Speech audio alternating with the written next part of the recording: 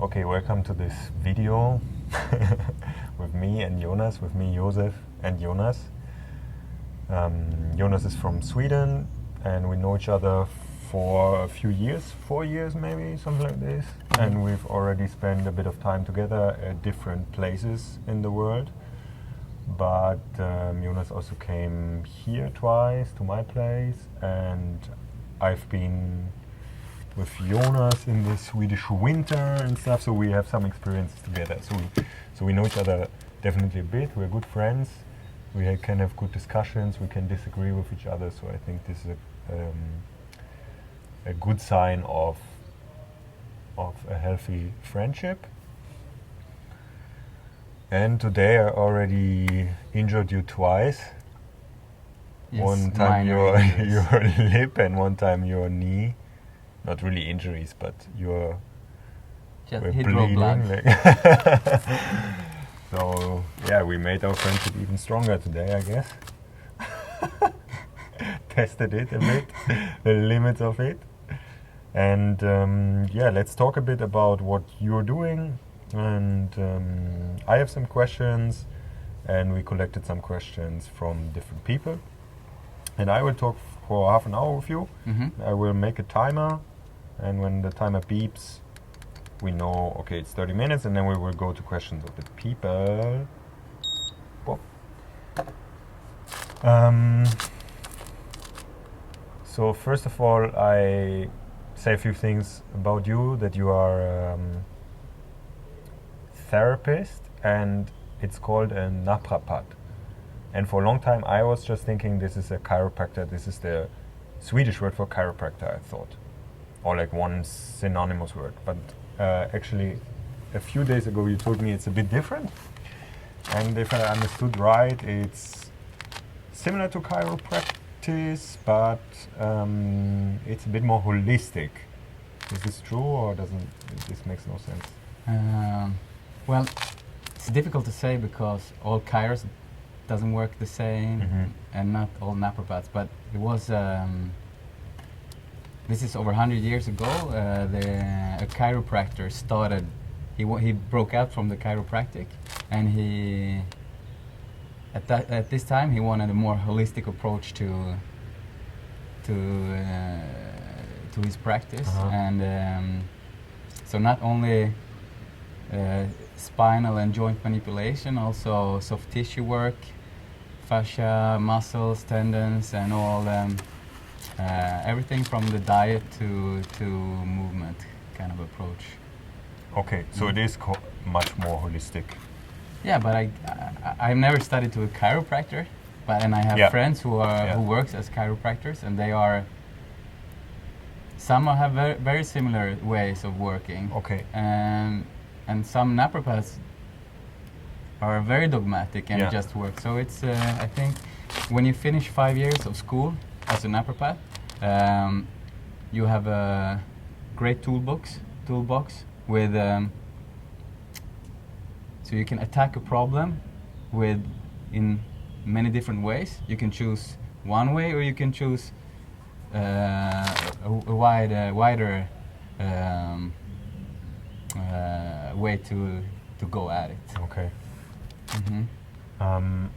And yeah, what I found interesting, and this is maybe the thing why I didn't know that it's something different from a chiropractor, is that although this was created in Chicago, I think, if I remember right, actually the only place on the planet where it's really popular, where it's really known, is Scandinavia.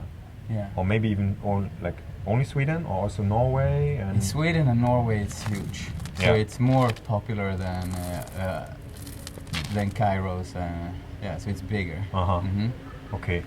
So yeah, for me this was an interesting point. I wonder why it never spread further than this when it's so popular in Sweden.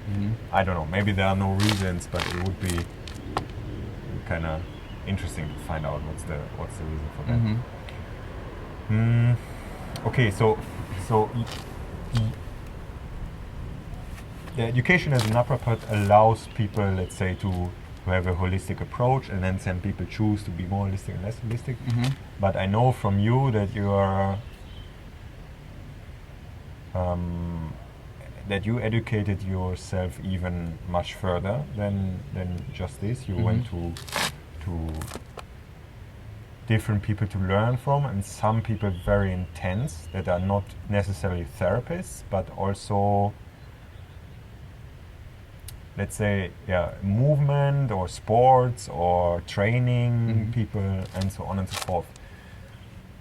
So I know that you're also always giving people stuff to work on by themselves. And I would be interested, let's say, in the general idea of you come to a therapist and then you get treatment, and how important is the treatment, how important is the exercises you do with the people, or the homework that you also give to the people.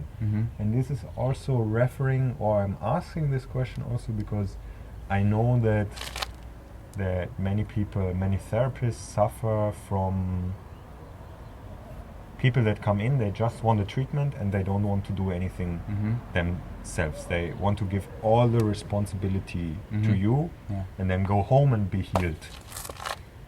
Yeah, well, I'm quite lucky in a way because I have a very long waiting list. So people who come to me are very motivated, and I think this is a big factor.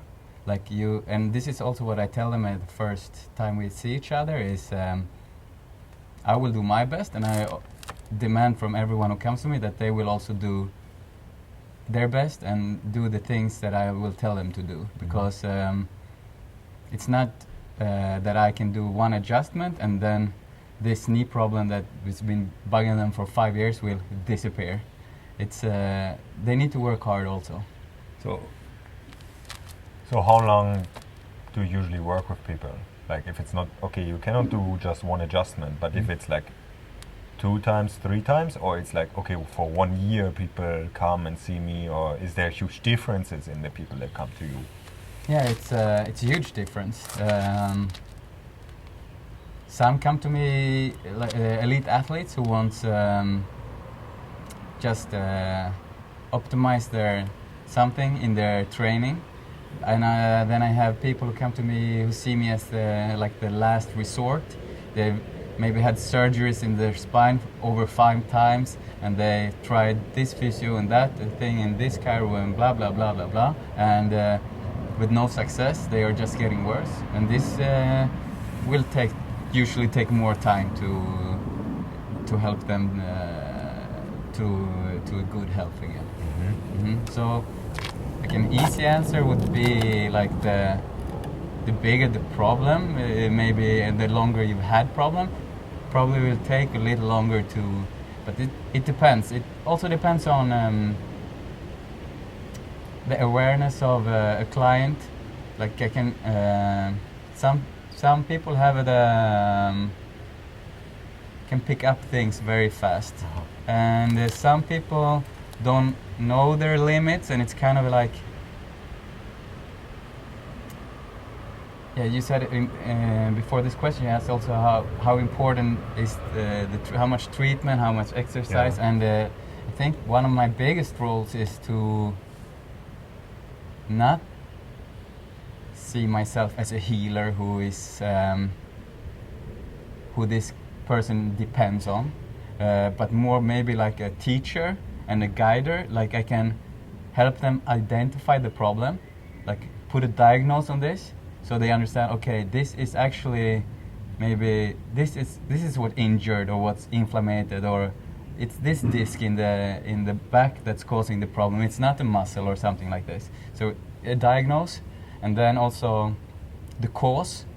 Why is this happening in the body? And then also I help them with what should they do about this. So maybe then there's a treatment I can help them with, but then there's also a lot of things they can do to get better, and also things to avoid, because this is something I see all the time. For me, it's obvious that they've had problem for over a year, let's say. The body has an incredible incredible ability to heal itself.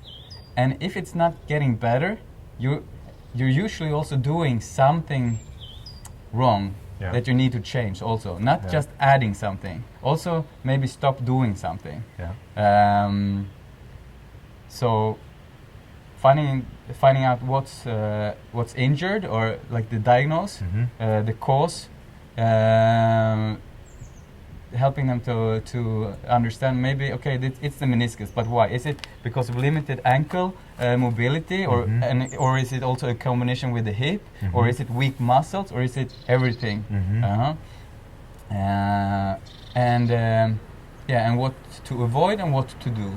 So instead of just seeing myself as, or just some therapists see themselves as healers, I like this, you give a man a fish and you feed him for a day, or you teach a man to fish and you feed him for a lifetime. Okay, I see.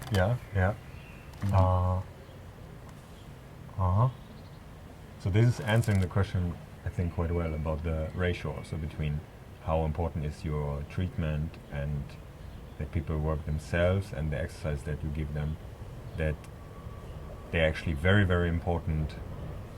Or not just exercises, but the education that you give people about, let's say, in different layers, no? Like in awareness of their body, or first of all knowing what's wrong, and all this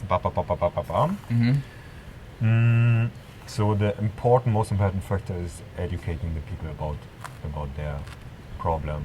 And you also mentioned to me that actually when sometimes people come and say you're their last resort, they're like, yeah, I've tried everything, blah, blah, blah. And then you ask them, and actually they didn't do so much. Like they were very fast to say that I tried everything when they tried a few things. Yeah, it's very common. People are so uneducated about movement and health and all the aspects of how you can improve. Now everything is in the air. How you can improve your own health. It's really lacking, I think, in the modern society. So when you educate the people, you already mentioned, okay, it's with movement. Is this the main education, or are there different categories that you put? Okay, education and... Yeah, some people, like for example, if a mover comes to me, maybe his knowledge in movement is quite good already, but maybe he lacks knowledge in different areas that could maybe it's nutrition, maybe it's sleep, maybe it's hydration, maybe it's mental, maybe like thoughts or minds or pain. Yeah, there can be different layers to this. Okay.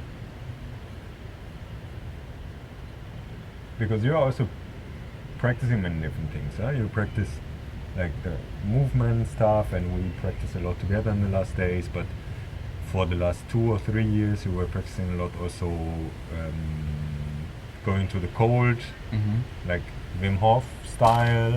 Yeah, I was with Wim Hof in the Pyrenees for 1 week a couple of years ago, and I learned some pretty cool stuff from him. It's connected to healing for you. It's always an extra. It's more for people that are healthy, or is this something that you would give also someone, or not so much? It's a little one of the most difficult things. Like one of the biggest challenges when a client comes in is that, like, when I have such a huge toolbox, and I know I can help them in so many ways. It's to choose just maybe 1 or maybe 2 action items that I can, because more it will be too much for them in the beginning. So I need to figure out like what can what can make the biggest impact with this client? Maybe it's to drink more water every day. Maybe this will be helping this client in the best way to heal faster. Or maybe it's just so it depends, yeah. But definitely, for example, if a client comes in and I know that meditation would be very good for these people because you have such a high sympathetic activity, and it's stressing so much. There's not so much recovery, and the mental stress is very high. So I know this person would really benefit from meditation. But if sometimes if I tell them this, you need to meditate, it will be too far from what this person thought in the beginning. So maybe he won't come back the next time because he will think that, well, I went to Jonas because I have this back problem, blah blah blah or whatever, and he was talking about meditation. So we're not. Maybe in the first session I can give him like some kind of stretches, and we're talking about this stress, and I'm kind of explaining, and then the next time maybe we start with some breathing exercises in addition to some stretches, and then so we can build it up. But if I say the first time, okay, you need to meditate, maybe he won't do it, you know. And I think this is something you are very good with, like to talk with people, basically, to to feel how other people feel. And what you also told me is that you're always very positive about the outcome when people come to you. You tell them positive things. And today we had the thing that you looked at someone's hip, a friend of mine and also teacher of mine here in Berlin. And you told him very positive things. And it was clear that not many people had told him anything positive about his condition. And I was standing next to you, and I felt like, it's already worth a lot that you look and you give a few things. Okay, do this and this and this, and are very positive about. Okay, so something can change in a positive way, and I feel that you're doing this a lot. This psychology, like working on this psychology level of giving people, first of all, the idea of that they will be healed, and you already mentioned that the body has this incredible capacity to heal itself, basically, and you just have to awaken it. And I guess this is also part of your education. Of course. Yeah, and this is not something. This is scientifically proven. Like, if you believe that this exercise will help you, it will be a much bigger impact or improvement than if you're not believing in what you're doing. Also in the treatment. Also, if you go to an orthopedic surgeon, and if you don't believe that this meniscus surgery, this keyhole surgery will help you, the outcome will be different. But also I can say this because I've seen, like, I worked for over 10 years, and I've seen lots and lots of clients, and I've seen people in such bad conditions, like from car crashes, people who are in wheelchairs, and that the doctors tell them, actually after 5 surgeries, you will actually never be able to walk again, to train again, to be actually stronger than most people out there. So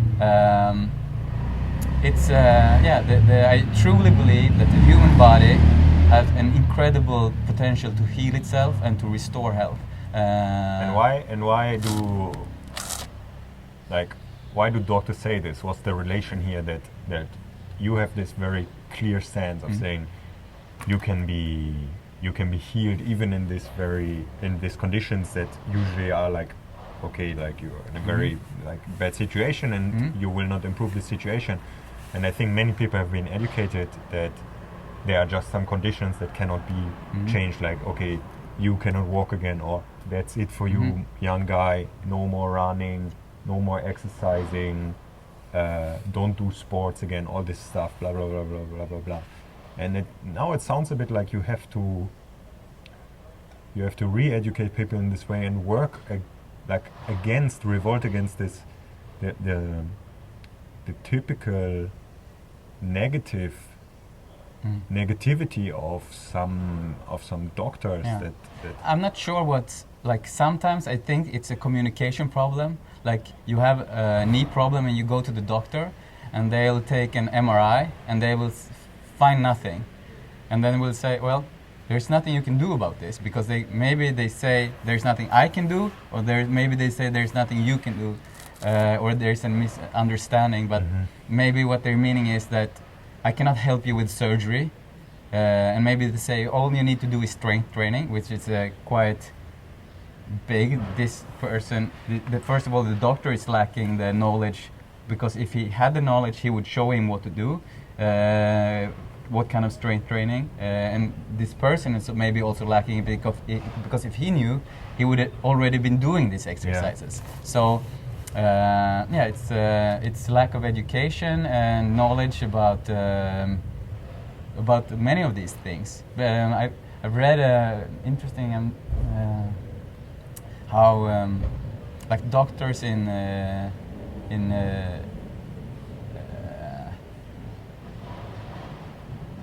how do you say it? In China, like many years ago, how they, instead of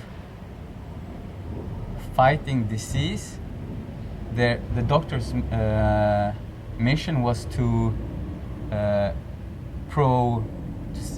see for all the people in the village, to make them as healthy, as happy, as strong, as happy as possible, and by providing them herbs, exercises, things like that to keep them healthy, and not like today that the only time you can go to the doctors is actually when you are very sick, kind of, or if you've broken a leg. You don't go to the doctor and say, well, usually I wake up and I feel very happy, but last week I was a little exhausted.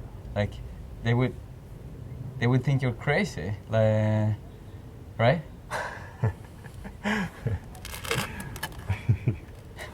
Yeah,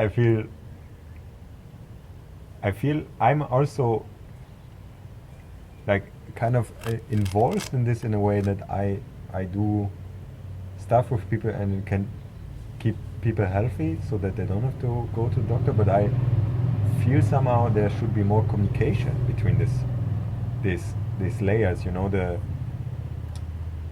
point in time, basically, because I am doing stuff with people before they have to go to the doctor, and basically after they went to the doctor. So many people come with injuries and we are getting them better, and then other people we just make sure they stay away from injuries. But sometimes it's a bit like that people then have a problem and they go to somewhere, and for me it's hard to communicate with this person where they went. Like only if you have a relationship to this person. Like we have one therapist here in Berlin that is treating sometimes people from the group, and I can then call him and say, hey, what shall we do so that they don't need to go to you again? And that they stay with me, and we just do the right things to keep people healthy. And for me, it sounds like the right thing to do. Like sounds like both need to exist. Of course, of course, stuff happens. No, like of course. Of course, people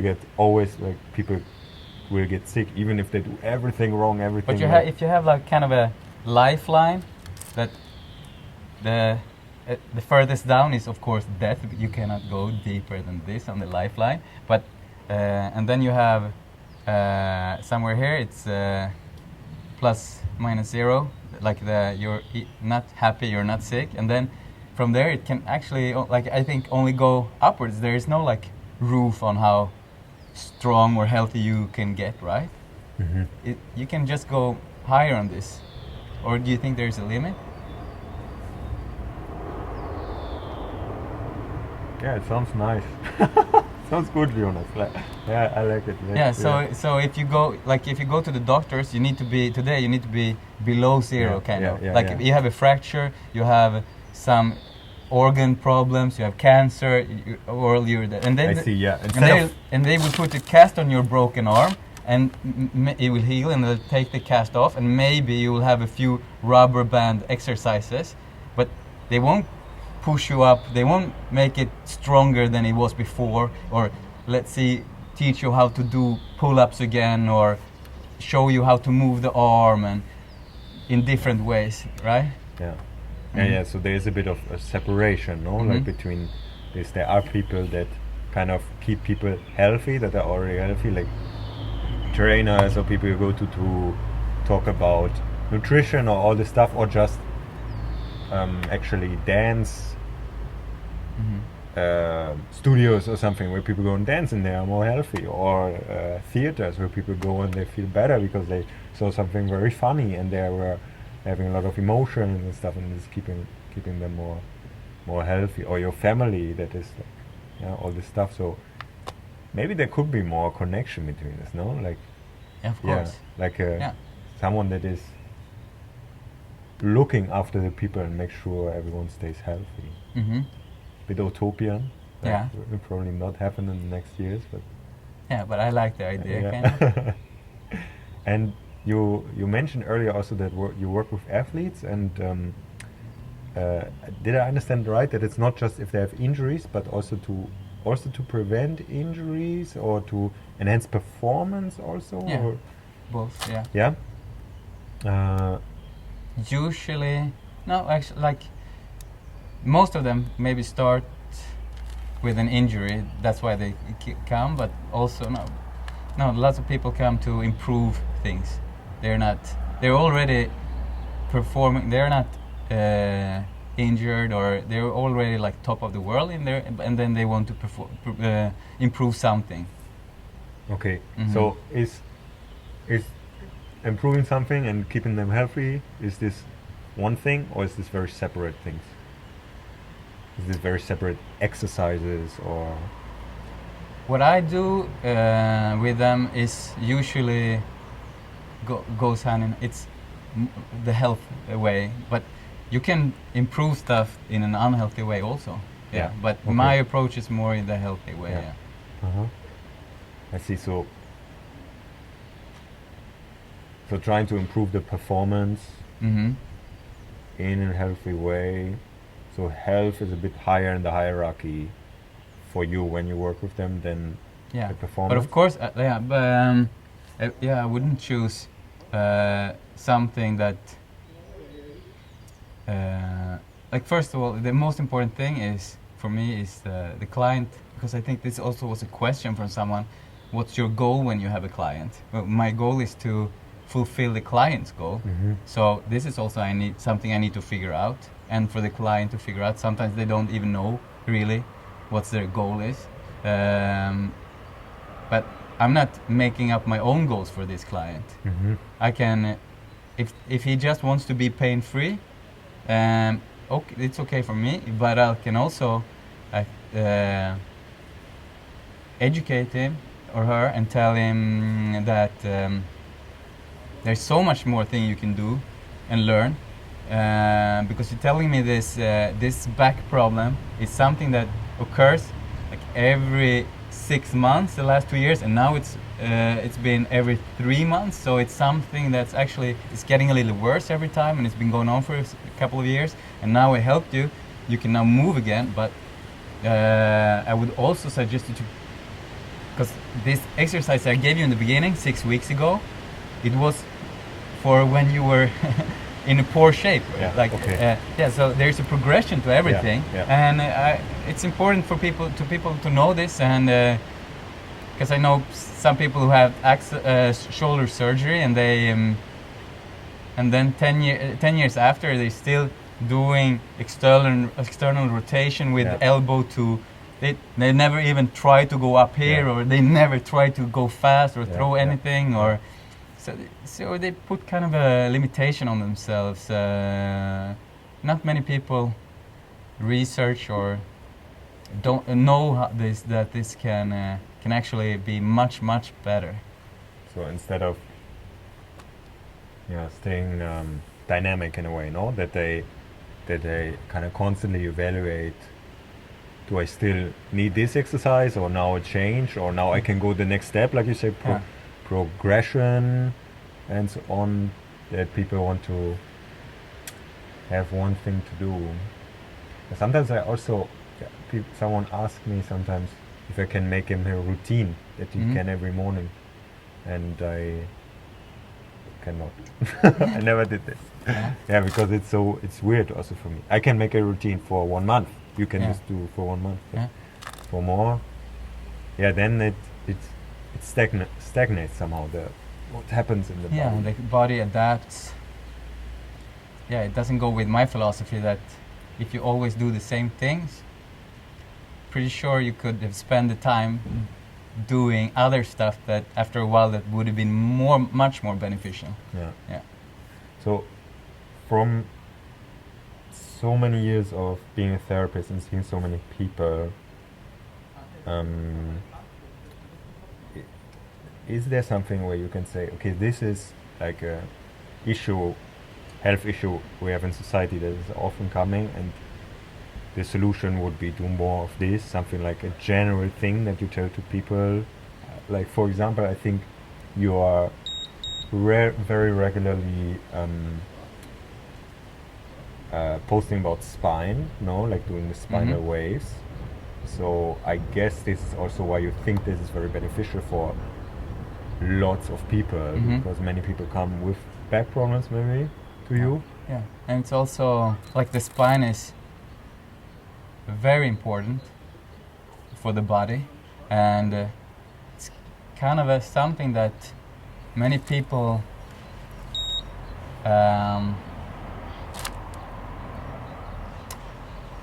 like they put more emphasis on what they can see, like their extremities, arms, hands. This is much easier to train, and you look in the mirror and you see your belly and your abs and your chest. So, like, first of all, most people train what they can see, and and maybe, of course, also people train their back. But when you ask someone what kind of core training do you do, then they will tell you they do the plank or other static exercises, and they actually have no idea how to move the spine vertebra per vertebra, or actually control the spine in different situations, in different movements, and this is a very important thing, I think, to have a healthy spine. So this is one main thing, like the spine that gets often forgotten. Yeah, absolutely. Okay, maybe I just say that for people that are not thinking, this is something new to me, maybe just Google spinal waves, and you can also put Jonas' name, Jonas Parandian, and I think his Instagram videos pop up. I don't know if it works, but there will be something popping up about spinal waves, so you can educate yourself already on this topic after watching this video, and maybe improve something in your life. Is there something else that comes directly to your mind where you would say, this is something I talk about very regularly to people? Or it's more very depending, like it's very different? Then it's how to improve recovery and healing, and this is one main thing I think is it's a huge subject, of course, and it's very individual. So, of course, movement practice is one thing that's very powerful. If you use the right amount of dosages, it's very beneficial for healing. But also you have the sleep. Most people today, they don't have 8 hours of good sleep. They wake up, they go to bed late, they stay in their bed with their laptops or their phones. They have their phones on when they're sleeping, so it's beeping in the room during night when someone is texting, and they I usually recommend people to have a wind down hour before they go to bed, where no electrical light, no screen time. So and also between 10 or 10:30s, I think it's what I found out. It's good for people to go to bed. Like it's a huge difference between if you go to bed at this time and have 8 hours of sleep, and if you go to bed at 3 at night and have 8 hours of sleep. So. So this is one thing. Nutrition, of course, hydration, but maybe the most breathing. But maybe the most important thing is the mental, like how to really. I think you've talked about this. I actually didn't really listen to the whole thing, but when you're doing nothing subject, so stillness, and I think one very powerful thing here is meditation. Yeah. Because in this modern society, as I talked about, like the sympathetic nervous system is very active. Like you're always kind of on alert. You're watching your phone. You have pressure from your boss. Something is happening all the time, and your days are fully booked. And it's, not so many people who actually puts time into working in, like doing activities that lowers your heart rate and pulse, and that stimulates the parasympathetic nervous system, the opposite to the sympathetic, that's your fight and flight system.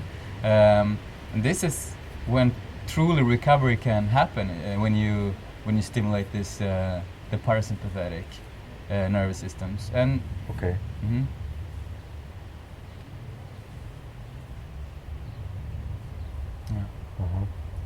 Let's go to the questions that some people have. Let's check our systems here if everything is running. Yes, we're good here. And we're good here as well.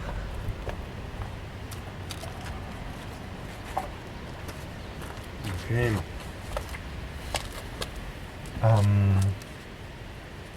So many people send us questions. That's very nice. I'm very excited that so many people ask questions in a matter of a few hours, basically. I asked this morning, and a few hours later we had many questions coming in. And so many questions, it's too many to answer them. And some maybe, let's say some are better questions and some are more specific questions. Like, maybe the specific... We'll see, we'll try to figure it out. Maybe the specific questions are a bit hard to answer, but... Not for me, I think. the online for most therapists, guru knows everything. Like you can tell what best 3 things for meniscus injuries. So let's see what you have. We have, let's start with this one. The one solution to back pain. Tune in next episode. This is from Henning. That we both know. Henning from Stockholm. I love this guy. Thank you, Henning, for your question. Cool. What are the principles of healing, Jonas? What are the principles of healing? I'm guessing he's asking for my principle, or like is it? I didn't ask Henning what he's asking here. The principles of healing. Well, I'm not sure that there is these defined principles, but like for example, as I told you, like the body's healing power is one of my principles that I truly believe in, that there is an incredible ability for the body to self-heal and restore and recover. This is one. Principles of healing. Well, also, as I told you about the... I'm talking now as a therapist. So like instead of as a healer, I'm not the one doing the healing on my client. I'm more of a teacher and guide. Like I can help you maybe find the cause and these things, as we talked in your question earlier. And also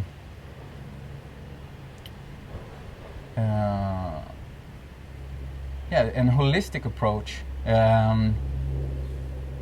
it's so common today in the modern medicine. It's that you look. Maybe only you're treating the symptoms. Like for example, an easy like you have a headache. You have a severe headache, and you go to the doctor, and he gives you painkillers. Yeah. Yeah. This is not actually treating the cause. Yeah. It's so many people live in this bubble. They believe that this is the cure for my headache, right? I have athletes who come to me. They've been eating anti-inflammatory pills every day for over 3 years or more, and they think they are like, oh, without this I will have pain. And but actually, did it help you anything? Because you're still in a lot of pain, and you've been eating it now for 3 years. So it's like so this is another principle: search for the cause instead of treating just the symptoms. Yeah. And also to do this, you need a holistic approach, I think. Okay. So this is maybe one of the things why I'm successful with clients. Is because I've searched mostly, like all my money I've earned, I've spent on relearning or learning stuff. I've studied with Paul Chek and his holistic lifestyle approach, all the levels, and I've been with Charles Poliquin learning the PICP 1, 2, 3, and the biosignature stuff. I was with Ido for many years, and with Wim Hof and other like breathing gurus, or this sports doctor, or this dry needling specialist. Like always trying to find, and I try to stay with them as long as I can to get the most out of it. And I think like if you go to someone who's not having a holistic approach, like if you go to a fascia guy, he will find that, oh, it's actually it's your fascia that's the problem. Or you go to Cairo, it's the spine that's the problem. If you go to an ART, like I see. Yeah. This is maybe one of the biggest. So, but if you have things, you have a wider toolbox, you can use maybe the spine adjustments. You can work on the muscles. You can do acupuncture when it's needed. But not be so dogmatic about one thing. But so this is like a holistic approach to also to see the whole human being, not only look at where the pain is. Oh, you have pain in your knee. Let's open it up, do a keyhole surgery, take some of your meniscus away, and go out, and now we'll see, was it better? No, okay, it was better for a while, now it's back again. Wait a second, it's not just a knee here, it's it's a whole human being. Zoom out, what's wrong with this? Is there something wrong or going on here? How is the hip mobility? What's going on with the spine? Where is he strong? Where is he weak? But, so this is the principle, as I guess, for a therapist, like to believe in the healing powers of the body, to find the cause, put a diagnose, and also find a cause to the diagnose, to be a teacher, not just to feed this guy for one day. This will not helping him in the long run. But if you teach this man how to fish, he can get his own food for the rest of his life. And this is what I like about my work, is that I can actually, with just a few things, I can make a huge impact on people's life, and they change, and they can feel much, much better. The holistic approach to see the whole human, not only looking at pain or this one part of the body that's there the problem is. But then, like, principles for health could also be, like, for example, Paul Chek's 6 principles. He has the movement and exercise as one. He has sleep. He has nutrition, your diet. He has hydration, what you drink. He has breath work, and the most important thing the mental, your thoughts, the mental state, or the like if you're in a mental stress or how often do you kind of feel happy, or why you're not happy? Okay, maybe we need to find this. Many times I've had clients who have had, for example, back problems, or they have neck problems, and trying to figure out, like, because if you don't make progression, you need to change something, right?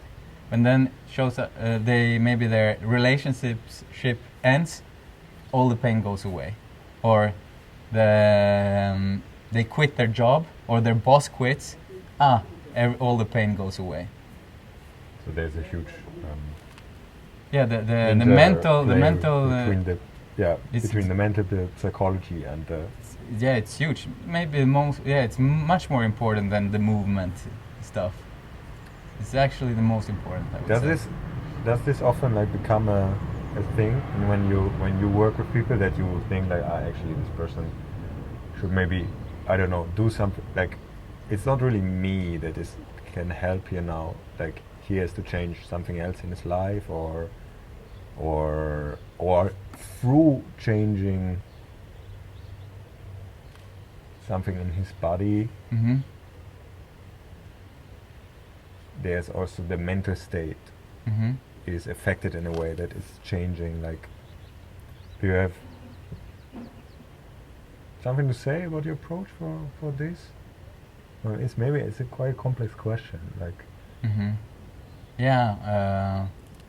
so the question is, if is this like you said, someone comes with something with the spine, and you figure out that actually it's his life that is stressing him so much, and this is why he has problems with the spine. And many people have this, no? That the moment they get stressed, they feel an old injury or something. I try to be very like the first thing I do is we have a talk, me and the client, and like 95% of what I figure out during this talk. So I kind of know already what to do after this. Okay. So this is very important, like the questions you ask, and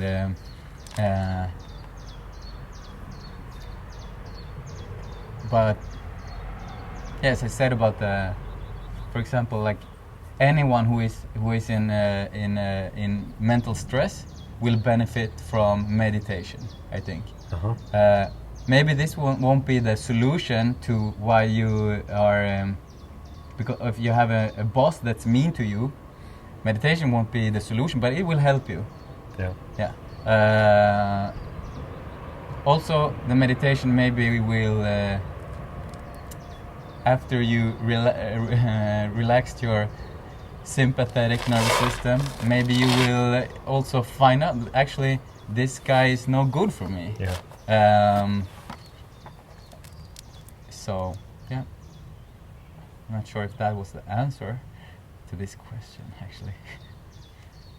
It was in a way, because you said you were doing a questionnaire, with like you're asking people, and you try to find out the cause, also not just through touching their body or making them exercises, but through talking. This talk is huge for me. Yeah. So this is mainly what the first visit is. Yeah. Okay, let's go to the next question so that we don't stay with the although I think could be the whole talk could be just this question. Yeah, we can go in what much are the deeper. principles of healing? Yeah. It's a good question, Henning. Thank you for asking me this. Yeah, the only thing is just I hope this was the answer, and I'm not sure if this was what he was looking for. Yeah. So this was one Maybe question we do out of... In a year we do another video just with this question, and for now we continue to be fair to the other people also that ask questions. What is your best advice to help people who came to you to get help but are lacking motivation? The best device or advice? The best advice. Well, the best advice. A gun. Run. A baseball bat. No, actually, as I told you, I'm pretty clear with my clients in the beginning that, like, I'm not a motivator. I'm not going to stand there and scream to someone that doesn't want to do their job, the reps that needs to be done, and stand there next to them and scream to them they need to do it. I'm going to educate them, and then it's their job to use this information the way I taught them. And I tell them, if you're not motivated, because I'm going to do my best to help you, and I want the best from you. And if you're not doing it, then you can go somewhere else. Because, so actually, this might be why I'm so successful. Because what? So because you are very clear about this. Yeah, I'm very clear about this, and yeah, you cannot. I'm not a motivator like this. I can. Some will find this motivate. Like maybe, I guess most people will find this motivated enough. But I've had clients who come to me. I've helped them, for example, with the shoulder, and then the girl on the bench, I'm helping. Oh, you helped me with the shoulder. My boyfriend has a back problem. Can you take a look at him also? And then she makes him come to me, and I ask him. He's sitting there. Okay, how can I help you? And he's like, actually, I don't know, because my girlfriend sent me, and I actually don't know what I'm doing here. And that's the worst. Yeah, actually, we have a policy in the training also. Yeah. Because often people are, okay, I'm coming with my girlfriend or boyfriend, and we always write, no, it's not possible. You cannot come together with a girlfriend or boyfriend, because one of you two will not be so interested, so just come alone. Yeah. Yeah, so actually this guy, he couldn't, after he was driving his car, it took him 10 minutes to get out of the car because of pain in the back. He couldn't really, like, it was so bad. But he wasn't aware that this was a problem. Okay. So he comes to me, and after 6 sessions, he can get out of the car like a normal person. Yeah. And he's like, wow, this was actually, like, I was really in really bad shape, and like in this just a couple of weeks, you helped me this much, and like it was very life-changing for him. And this is like, yeah, but so my best advice is to be very clear to what needs to be done, and if they don't trust you or like or want to do the work, it's not going to. I don't see any reasons for me to do more if the client is doing less. So the person has to take also some responsibility in a way, It's like has to be motivated, excited. It's a client's responsibility, yeah. And you mentioned something that I found interesting also, that actually many people think it's normal to be in pain. Mm-hmm. No, like, okay, this person has this back problem and he thinks it's normal. Actually many people have back problems or something like this. I remember my sports teacher, physical education teacher, he always, I think it was a joke of him, but he said that when you're over 50 or something and you wake up and nothing hurts, you are dead. And I think this, it's a bit pain is normal. Like it will always be a part of your life in a way, kind of, right? Yeah. It's not. It's if you believe it won't, it's kind of you will get disappointed. I think. Yeah. But of course, there is also lots of things you can do to get rid of the pain. Yeah. So. Okay. Yeah. Okay, let's go to the next question. Do you still use what you have learned in school, like manual therapy, or do you favor more the movement approach, or what are the percentages? I still use lots of the things I learned from school. It's like I think that is the fundamentals in my treatment, because it was in school I learned how to ask these questions so I can, after the talk, the first session, be 95% sure of what we're going to do, like what direction this is taking, or the diagnose kind of thing. This I learned in school, and then the movement approach is something I've started to use more and more the last years, and everyone at my clinics also are using it more and more, and it's a part of it. It's hard to say the percentages because some people maybe I think needs more breathing work, which is actually also movement. But maybe meditation, which is practicing not moving. But movement, I cannot say the percentages. It depends, but it's very important, of course. Okay, so it's a mix, and the percentages vary. All right. Yeah. I think we have maybe time for 2 more questions maximum. Yeah. We have like 6 minutes here on the thing. Yeah. Yeah. Yeah. So maybe 3. Let's see. Because I also have a flight to catch.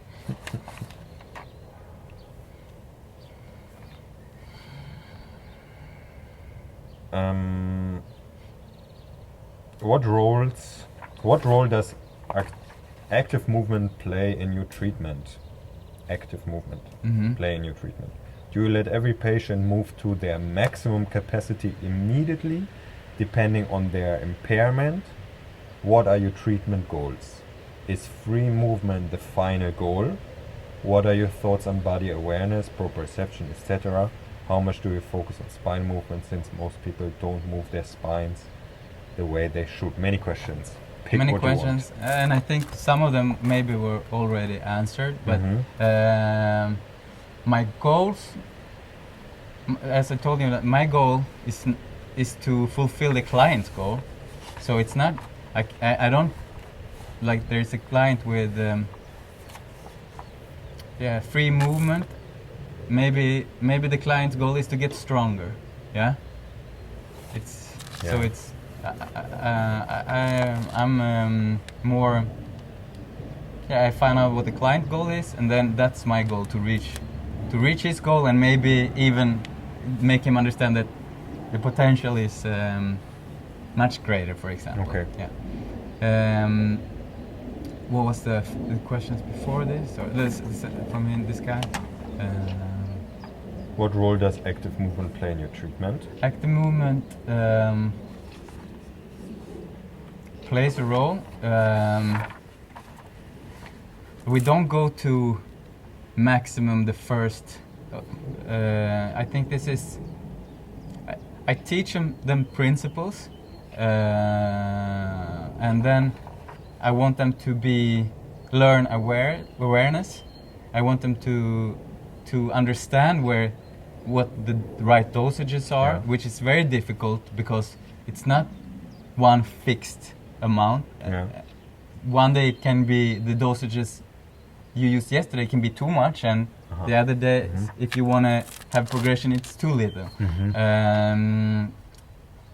And always going to maximum the first visit. It's not my style at all. I think because I see people in very bad shape also, and it wouldn't be beneficial for them. Many times, actually, I would say more common, like in the worse shape you are, the worse the injury. Maybe we do much less on the intensity scale, so not maximum, maybe much less, but for them to be able to work with more repetitions, to be able to move the body part more several times a day, to get this kind of movement, healing, increasing blood, taking care of this thing. I think if you're working with maximum, I'm not sure if I understand this question right, actually, but this is my approach. Okay. Okay.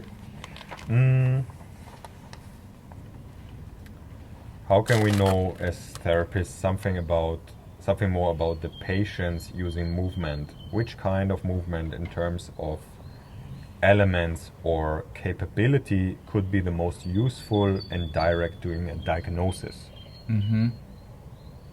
Well, the most direct movement, I think, is for the client to show me what movement is painful, maybe, and then what is not painful. If I can use one movement, it's show me what's where what you need to do to for pain to be, like if you have an impingement in the shoulder, they can lift their arm out to the side and they show me that this is painful. I don't have this one movement that for all clients, so I ask. So if I have one question, I would ask them to show me what's hurting, what movement is hurting, and then what was the question before this? In the same. No. There's only one question. Was it the answer to this question? Yes, I think so. I think someone asked about pain also. I don't find it at the moment, but a few people asked about pain. I think, like, what's the interplay between pain and therapy? Like, should you go into pain or not, or blah blah blah? What's the thing about pain? Yeah, it's a huge subject that's very complex. Lucky for me, we only have a few minutes, so I cannot go so deep into this subject. Actually, we have 23 seconds. No, but it's very complex, and it's like the old style of thinking to pain is that pain is a signal from the nervous system that's telling you that you're doing tissue damage, or this is dangerous. Stay away from this. This is the old, like the. And it's still a huge part of. Still, many people think this way. Yeah. Still, many people maybe believe that it's not true, but they still, like, in the theory they know this, but practically it's difficult to work around this. So yeah, it's very complex. It can be so many different factors, and my best, like, a short answer to this complex question is to do research yourself, and there's different ways to, like, you can take a risk. Like, if you know that last time I tried back squatting, I got low back pain. So a dumb thing to do would be to try the back squat with the same weight you did last time you got injured, for example. But maybe a good approach would be, okay, can I do just more weight? Yes. No, just do the movement without any weight. Okay, this worked. Okay, and then slowly build up. You don't know where your limits are, so go slow in the beginning. Flirt with your the boundaries. Sometimes you need to go in pain to have progression. Yeah. Sometimes that is too much. Yeah. And there is no right answer because it's very individual to this, and I think you need to. It's a constant research, but don't be too afraid of the pain. I would say this is maybe the most common problem that people are staying. It's like they're like a verbal cast. They think that, oh, it's painful to straighten the arm, so then they just stay within this range of motion. It's like they're putting a cast on their own elbow. And any healthy body part, if you put a cast around it for a long time and then you take it off, it will be painful to start bending and straightening this elbow because tissues are not used to it, the nervous system is not used to it, but it's not bad. It's good to start moving it. It's very connected to many of the things we were talking about before, no? About the psychology and so on and so forth. But this is, it's a huge subject, and I think it's also difficult for scientists to give a short answer, because like pain science, because it's still new things are coming up all the time, but there are some really good, like you can, if you Google, you will find some really good explanations, like that's easy to understand also. But don't be afraid to move. Find the right dosages for you. It can be, you can do a movement slower with lighter weight, with even take away your body weight, like even just doing the motion unloaded. Kind of unload some load will always be. Yeah, in space. Yeah, brutal. Yeah. Okay. Still some load will be there, I think. Something. Yeah. It's not. I don't know, actually. Okay, so yeah, no pain, no gain, huh? And pain. Is this the summary? And also pain is insane. Both rhymes, two probably different answers. So you cannot answer it with a rhyme, I guess. This question. Don't complain to pain. Okay, good. Yeah, there are many more questions. Unfortunately, we're running out of time because now we are running to the airport. Yeah, sorry for that, but I think we answered a few, and I think many questions have been actually answered through other questions. So I think we did actually a very good job. Yeah, you're satisfied? Yeah, I think I'm satisfied. I think it's worth to watch. So cool. And if you are interested in Jonas' work, like if you are in Stockholm and you need to get a therapy, or if you're anywhere else and you are excited, then you can also travel to Stockholm, which I think many people do also. They also come, but you need to stay a bit. Like, you're not doing just one treatment, you need to do several times. So don't ask Jonas if you can come from Australia and he touches you once and then you fly back. Will not work, huh? So if you're interested, your website is Naprapatiska. Yeah, you can read it here. No, maybe or here or everywhere. Yeah. And I think the most writing you do on Instagram, on just your Instagram account, and sometimes also Medium. This is the What's this? Aren't you writing also there on this blog platform, Medium, or something else? No. You have one. I used to write for a cafe. I guess it's something similar. I don't really know what Medium is actually. I think it's a blog thing. Yeah. But this was also a blog thing, no? Yeah, I was a blogger once.